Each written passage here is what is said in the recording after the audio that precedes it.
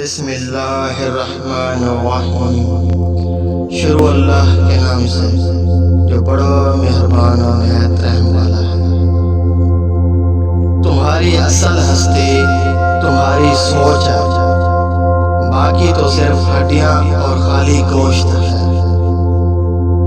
نیک لوگوں کی صحبت سے ہمیشہ بھلائی ملتی ہے، کیونکہ ہوا پھولوں سے گزرتی ہے تو وہ بھی خوشبودار ہو جاتی ہے۔ اگر کوئی چیز تقدیر میں نہیں بھی لکھی تو پھر بھی دعا ضرور کرنی چاہیے، کیونکہ تقدیر کے سامنے ہم بے بس ہیں۔ تقدیر لکھنے والا تو بے بس نہیں ہے۔ جو غلطی کر نہیں سکتا وہ فرشتہ ہے، اور جو غلطی کر کے ڈٹ جائے وہ شیطان ہے، اور جو غلطی کر کے فوراً توبہ کر لے وہ انسان ہے۔ اگر انسان اپنی انگلیوں کا استعمال اپنی ہی غلطیوں کو گننے کے لیے کر لے تو دوسروں پہ انگلی اٹھانے کا وقت ہی نہ ملے۔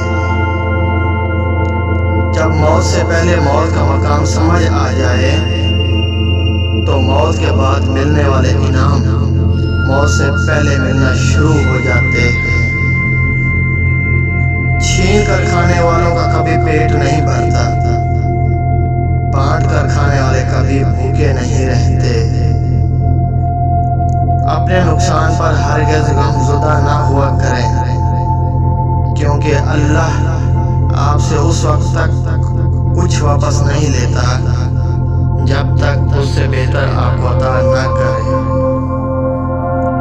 کچھ لوگوں کے لیے مصروف زندگی سے ٹائم نکالنا پڑتا ہے، اور کچھ لوگوں کو دل سے نکالنے کے لیے زندگی کو مصروف کرنا پڑتا ہے۔ اگر راستہ خوبصورت ہے تو معلوم کرو کہ کس منزل کو جاتا ہے، لیکن اگر منزل خوبصورت ہے تو راستہ کی پرواہ نہ کرو۔ خوش رہنے کا سب سے اچھا اصول یہ بھی ہے کہ جہاں لگے آپ کی جگہ نہیں، وہاں خاموشی سے خود کو الگ کر لو۔ لوگ بدلتے نہیں ہیں، بس صرف اتنا ہوتا ہے یا تو آپ میں ان کی دلچسپی ختم ہو جاتی ہے یا آپ سے زیادہ دلچسپ ان کو کوئی اور مل جاتا ہے۔ بہترین دوست وہ لوگ ہوتے ہیں جو تمہاری مشکلات کو اپنی مشکلات بنا لیتے ہیں، تاکہ تمہیں ان سے اکیلا نہ گزرنا پڑے۔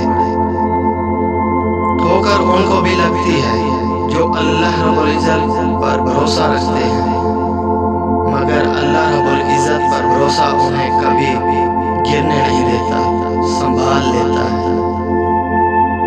مجھے سانپوں سے ڈر نہیں لگتا، لیکن انسانوں سے ڈرتا ہوں، کیونکہ سانپ اپنے دفاع کے لیے ڈستا ہے اور انسان اپنے مفاد کے لیے۔ ان کی خاموشی سے ڈرو جن کا آپ نے دل دکھایا ہے، کیونکہ اگر انہوں نے کچھ کہا نہیں یا کیا نہیں تو بدلے میں اللہ ضرور کرے گا۔